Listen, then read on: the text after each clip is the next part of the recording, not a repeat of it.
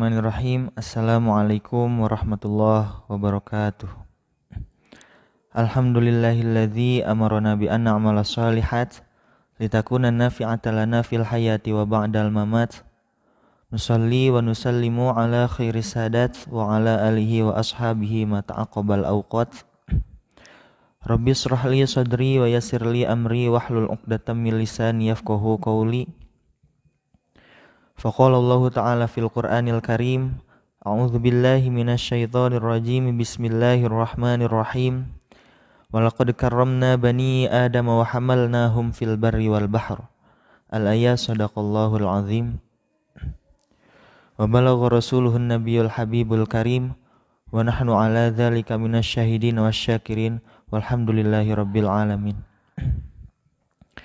Puja beserta puji marilah kita panjatkan ke Zat Allah yang telah memberikan kita beribu-ribu nikmat, baik itu nikmat ijad maupun nikmat imdad yang sudah tidak terhitung, yang mana walaupun Allah telah memberikan kita beribu-ribu nikmat, tapi Allah masih menyebutkan dalam Al-Quran qalilan ma tashkurun, masih sedikit dari kita yang masih belum bisa bersyukur akan nikmat-nikmat yang Allah berikan.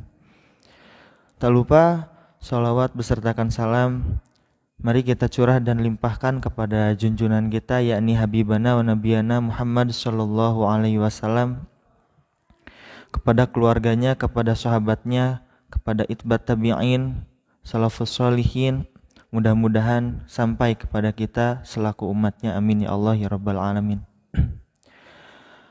Teman-teman yang dirahmati Allah, insyaallah di sini saya akan menjelaskan sedikit tentang faslun fin najasati atau halaman ke-40 dari kitab Safinatun Najah yang dikarang oleh Syekh Salim bin Samir Al-Hadrami. Penjelasan tentang faslun fin najasati itu langsung ke inti dari bagian najasah di kitab Safinatun Najah, yaitu an-najasatu salasun mughalladhatun wa mukhaffafatun wa mutawassitatun. Namun sebelum menginjak ke inti daripada kitab, kita perlu tahu apa yang dimaksud dengan najis, apa yang dimaksud dengan najis. Nah, najis adalah menurut bahasa, najis itu merupakan sesuatu yang kotor. Jadi apapun hal yang menurut kalian kotor itu merupakan najis, tapi dengan syarat itu menurut bahasa. Dalam artian, bila mana kita menganggap suatu hal tersebut kotor, maka itu bisa disebut najis, tapi menurut bahasa. Contoh, bila mana kita memakai baju putih, yang mana baju putih terkena noda cemi, sehingga terlihat hitamnya, sehingga terlihat kotornya, maka noda cemi tersebut di dalam baju putih tersebut bisa disebutkan najis, tapi menurut bahasa. Adapun najis yang dimaksud oleh musonib dalam kitab Safinatun Najah di sini yaitu fahuwa al-wasfu al-qaimu limahalin, yaitu sifat yang berada dalam suatu tempat. Di sini disebutkan oleh musonib ayil badani awil makani awis saubi, yaitu badan, makan atau tempat, awis saubi atau pakaian.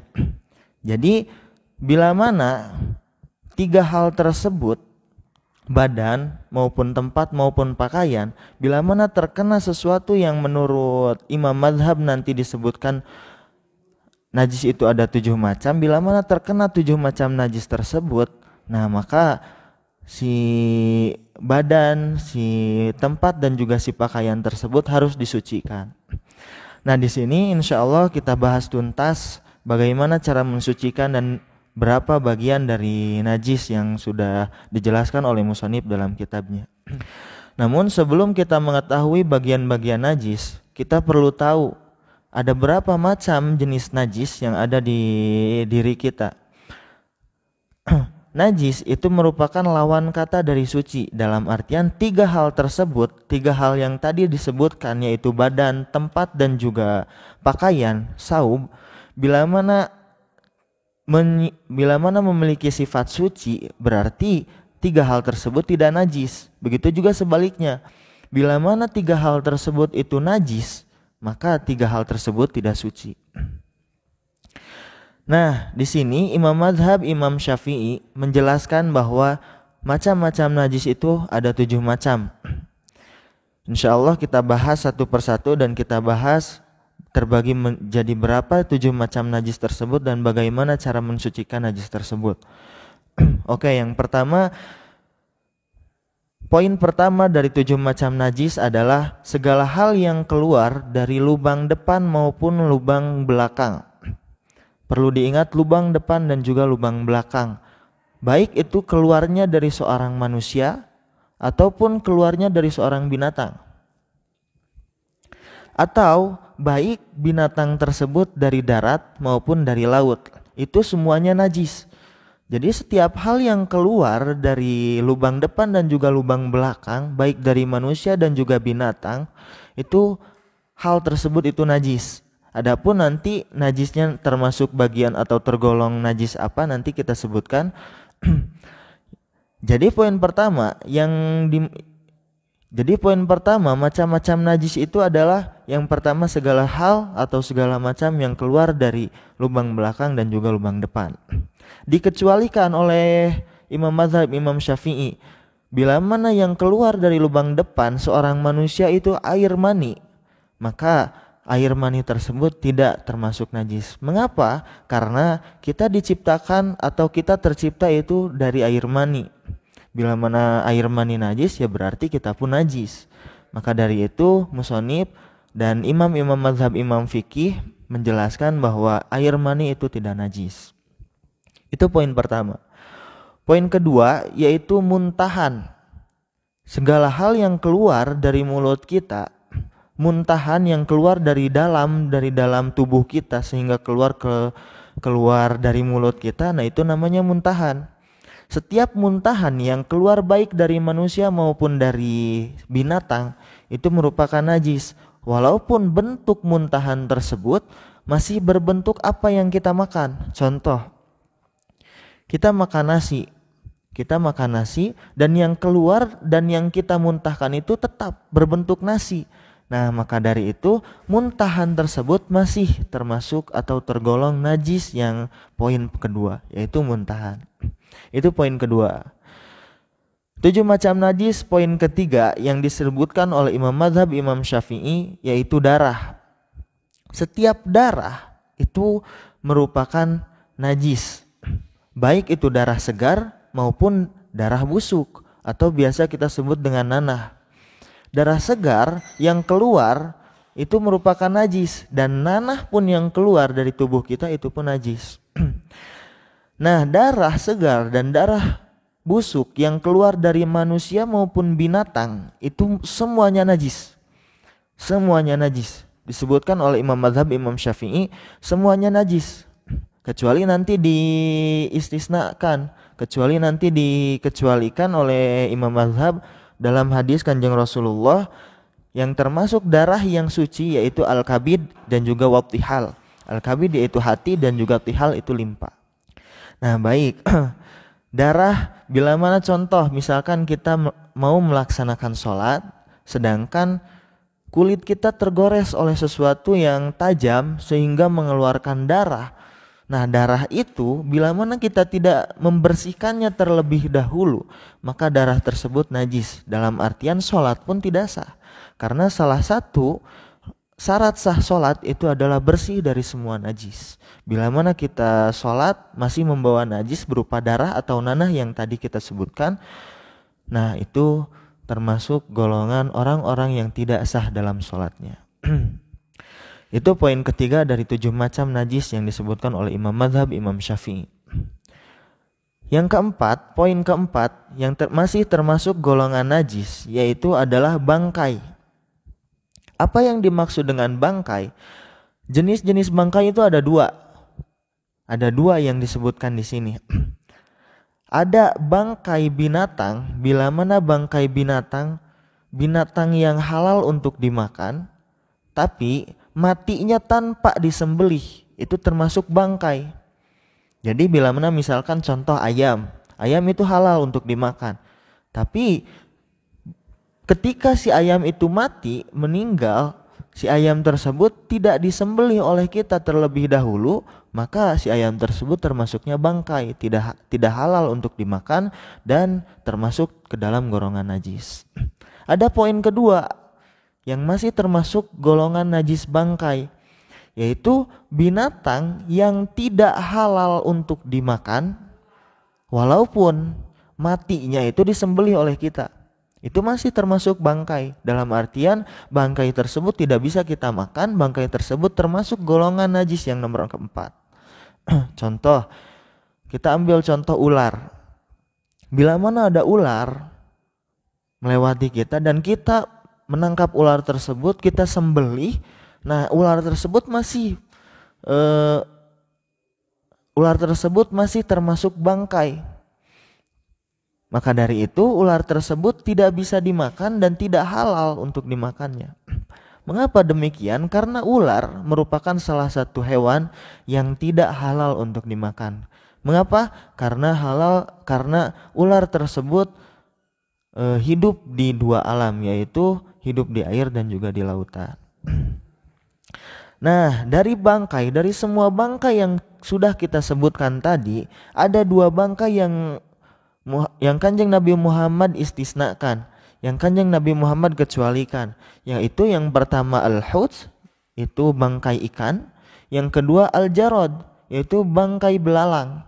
Sesuai dengan hadis Kanjeng Rasulullah Shallallahu Alaihi Wasallam disebutkan, uhillat lana maitatani wa damani. Dihalalkan untuk kita semua maitatani, dua bangkai, wadamani, dan juga dua darah. Tadi sudah kita istisnakan di bangkai dan juga di darah. Fal maitatani, dua bangkai tersebut adalah al-huts wal jarad, yaitu bangkai ikan dan juga bangkai belalang.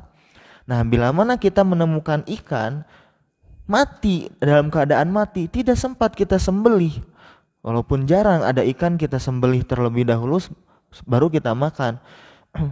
Ada juga ikan mati baru dikeluarkan semua darah dan kotorannya yang termasuk najis, baru kita goreng dan kita makan. Dan yang kedua yaitu al-jarad, yaitu belalang. Bila mana kita menemukan belalang mati tanpa kita sembelih, walaupun kita tidak tahu cara menyembelih belalang itu gimana caranya. Nah, bila mana kita menemukan belalang tersebut mati, kita halal untuk memakannya, tidak termasuk bangkai. Makanya di hadis Kanjeng Rasulullah disebutkan fal maitatani al-huts wal jarad. Dua bangkai yang dihalalkan itu adalah huts, yaitu ikan, dan juga belalang. Ada dua darah yang dihalalkan juga oleh Kanjeng Nabi Muhammad, disebutkan dalam hadisnya wadamani, fadamani. Adapun kedua darah yang dihalalkan untuk dimakan, yaitu yang pertama adalah al-kabid, yaitu hati. Yang kedua adalah wattihal, yaitu limpa. Nah, bila mana kita menyembelih ayam, karena hati itu terbuat dari darah, hati itu sebetulnya darah. Kita menyembelih ayam, kita goreng hatinya, kita makan hatinya, itu halal. Karena hati termasuk istisna yang dikecualikan oleh Kanjeng Rasulullah Shallallahu Alaihi Wasallam, yaitu darah yang halal untuk dimakan. Itu poin keempat. Menginjak ke poin kelima, 7 macam najis yang disebutkan oleh Imam Mazhab Imam Syafi'i. Yang kelima adalah khomer. Khomer adalah sesuatu minuman atau cairan yang bisa memabukkan. Itu yang namanya khomer. Yang dimaksud khomer yang najis di sini adalah minuman yang memabukkan. Contoh, walaupun tidak kita minum ya. Contoh misalkan kita berangkat ke masjid untuk melaksanakan sholat, tapi sebelum melaksanakan sholat kita memakai parfum yang bercampur alkohol. Alkohol itu kan khomer, bila mana kita minum kita memabukkan itu alkohol. Maka dari itu sholat kita tidak sah. Karena apa? Karena kita membawa pakaian yang najis, yaitu khomer dicampur kepada pakaian kita. Karena yang dimaksud dengan najis di sini tadi sudah disebutkan, yaitu al-wasfu al-qaimu limahalin ayil badani awil makani awis saubi. Jadi tempatnya najis itu adalah di badan, kalau tidak di badan, di tempat kita yang kita tempati atau bila mana tidak, itu di pakaian yang kita pakai. Itu macam-macam najis yang nomor kelima. Lanjut ke nomor keenam dan nomor ketujuh kita satukan, yaitu najis anjing dan juga najis babi dan juga keturunannya. Nomor keenam najis anjing dan juga keturunannya. Nomor ketujuh najis babi dan juga keturunannya. Keturunan perlu dicatat, perlu diingatkan juga, perlu digarisbawahi bahwa anjing, keturunan anjing, bila mana anjing melahirkan atau anjing bersetubuh dengan hewan lain, terus hewan lain itu melahirkan, maka si anak yang dilahirkan itu haram, itu najis hukumnya, karena itu termasuk kepada keturunannya anjing. Walaupun tidak mustahil anjing dan anjing bersetubuh, keluar manusia, orang yang sangat ganteng keluarnya manusia dan sangat rupawan.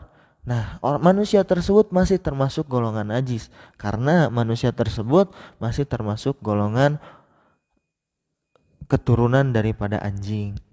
Nah, mungkin itu 7 macam najis yang disebutkan oleh Imam Madhab Imam Syafi'i. Kita ulang lagi. Yang pertama adalah segala hal atau sesuatu yang keluar dari lubang depan dan juga lubang belakang, baik itu dari manusia maupun dari hewan. Yang kedua yaitu muntahan, baik muntahannya itu berupa benda yang kita makan terus keluar lagi berupa benda yang kita makan, tidak encer, tidak apa-apa, baik itu keluarnya dari manusia maupun binatang.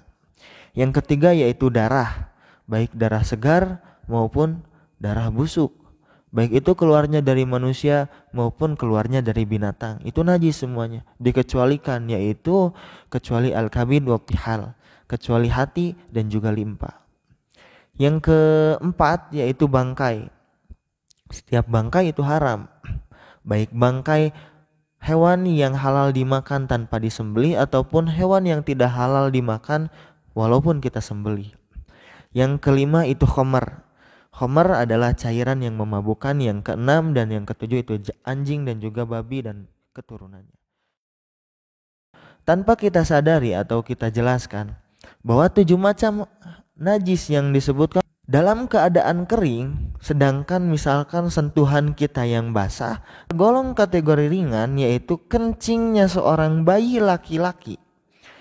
Awas, kencingnya seorang bayi laki-laki. Jadi syarat yang pertama, awas, kita mensucikan najis itu pasti dengan air suci dan juga yang mensucikan. Tohir mutohir kalau dalam bahasa kitabnya. Air suci dan